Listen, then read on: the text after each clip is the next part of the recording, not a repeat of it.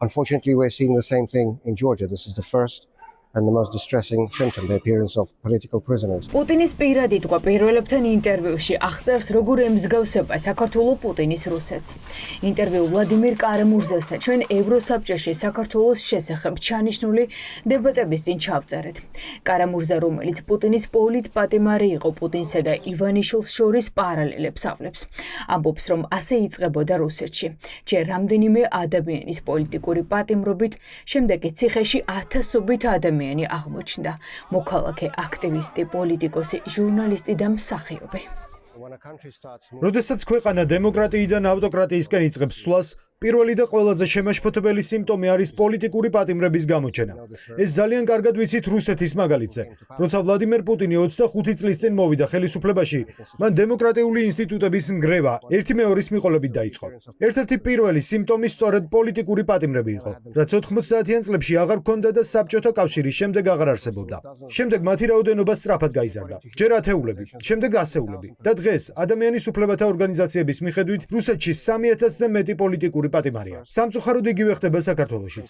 ეს პირველი და ყველაზე მძიმე ნიშანია პოლიტიკოსების დაპატიმრება მათი პოლიტიკური შეხედულებების გამო. ძალიან მნიშვნელოვანია, რომ ჩვენ არ მივცეთ უფლება ასეთ ადამიანებს გაანადგურონ დემოკრატიული ინსტიტუტები საქართველოში, ისე როგორც გაანადგურეს ისინი რუსეთში, ბელარუსში და სხვა ავტოკრატიულ ქვეყნებში. სამოქალაქო საზოგადოება აჩვენებს ძლიერ წინააღმდეგობას, მიუხედავად ბატონი ივანიშვილის მცდელობისა საქართველოში პუტინის მსგავსი რეჟიმის ჩამოყალიბებისა. ვლადიმირ კარამურზას ვკითხეთ, როგორ მართულად ხედავს ივანიშვილს და სადაითვისა ქართულმა ოლიგარქმა რეპრესიული მმართველობის სტილი. პუტინის ტყვეობა გამოვლილი პოლიტიკოსი პირდაპირ ამბობს, რომ ივანიშვილმა თავის დროზე ყველაფერი რუსეთში ისწავლა და საქართველოში პუტინის სტილის მმართველობა შექმნა.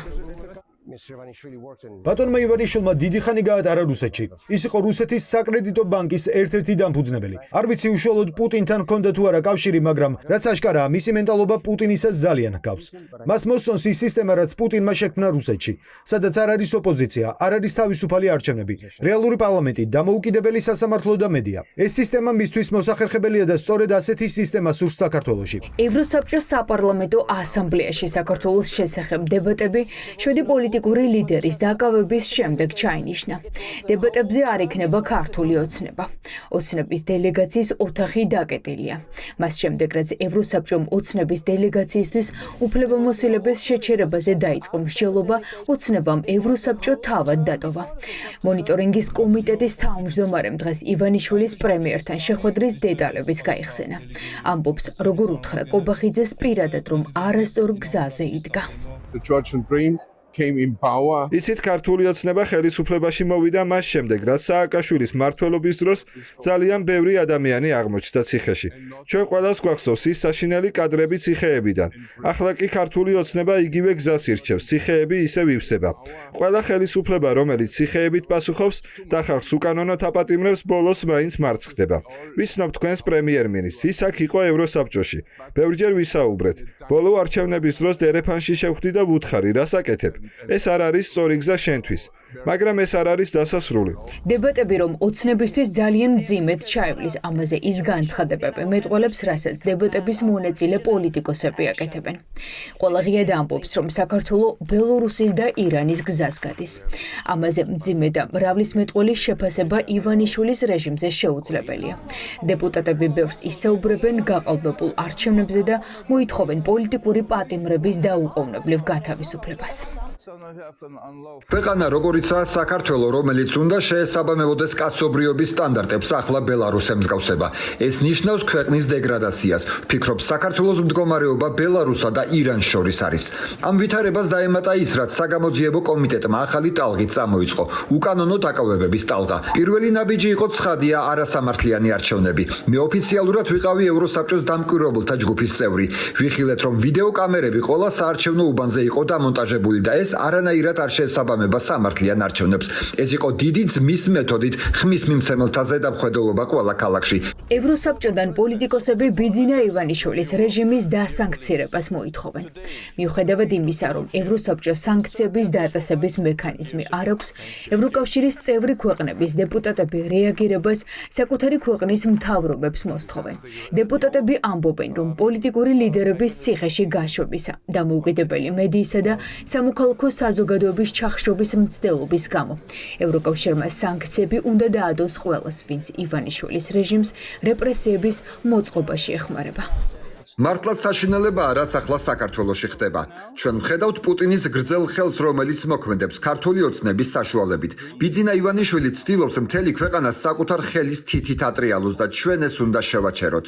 უნდა დავაწესოთ სანქციები ეროვნულ დონეზე და ხმამაღლა ვილაპარაკოთ იმ ზიანზე, რაც მან მიაყენა საქართველოს. ევროსაბჭოში ჩვენ ვეცდებით და ვფიქრობ, ბევრი პოლიტიკური ჯგუფი გაერთიანება ამ მიმართულებით, რომ ხარი დავუჭიროთ საქართველოს სამოქალაქო საზოგადოებასა და ოპოზიციას. რათა დემოკრატიამ ამ ქვეყანაში ისევ იფუნქციონიროს. მიგვაჩნია, რომ პარალელურად საჭიროა იმ პირების წინააღმდეგ, ვინც ამ რეპრესიებზეა პასუხისმგებელი, ინდივიდუალური სანქციების დაწესება. ეს საკითხიც უნდა განვიხილოთ ევროსაბჭოში. ოცნების დელეგაცია დღეს საგანგებო დებატებს არ დაესწრება, რადგან ოცნებამ ევროსაბჭოში დელეგაციის ყველაზე უარი თქვა. სამაგიეროდ დებატებს დაესწრება ყველა პროდასავლური ოპოზიციური პარტია, ვისაც ჯერ ივანიშვილის რეპრესიების ხელი არ შეხებია. მთელი დღის განმავლობაში ევროპელი პოლიტიკოსები ისმენდნენ, როგორ გაყალბდა არჩევნები და რა მექანიზმებს იყენებს მათ წინააღმდეგ ივანიშვილის პარტია. ჩვენ ბუნებრივია საუბარი გვაქვს იმ უმძიმეს პოლიტიკურ ვითარებაზე, რაც ქვეყნის შიგნით არის შექმნილი, უფრო რიცხოლისა პოლიტიკურ ლიდერებზე, რომელიც არიან პირდაპირ და ღია დევნის საგანი და ეს სია სულ უფრო იზრდება. ჩვენ ბუნებრივია საუბრობთ იმ შექმნილ დემოკრატიულ კრიზისზე, რაც გვაქვს დღეს სახელმწიფოში, როდესაც არც ერთი ადამიანის, არც ერთი ქართველის უფლებები აღარ არის დაცული. არამც არ ესწრება, არამედ ვერ ესწრება რუსული ოცნების დელეგაცია, იმიტომ რომ მათ მოუწიათ ამ ასამბლეის დატოვება, მას შემდეგ რაც უარი თქვეს იმ მოთხოვნების შესრულებაზე, რომელიც იყო წამოყენებული ევროსაბჭოს საპარლამენტო ასამბლეის რეზოლუციაში. ეს იყო ყველა პოლიტპატიმრის უპირობო გათავისუფლება და ახალი თავისუფალი საპარლამენტო არჩევნების ჩატარება. დარწმუნებული ვარ, რომ დღევანდელ დებატებზეც იგივე მოთხოვნებს ვიხილავთ, მაშინ როდესაც რეჟიმი არამც თუ ასრულებს ამ მოთხოვნებს, არამედ პირიქით ყოველდღურად უფრო და უფრო მეტ პოლიტპატიმარს აჩენს ქვეყანაში. სიცხადე არის ის, რაც შეუძლია ევროპის საბჭოს შეიტანოს.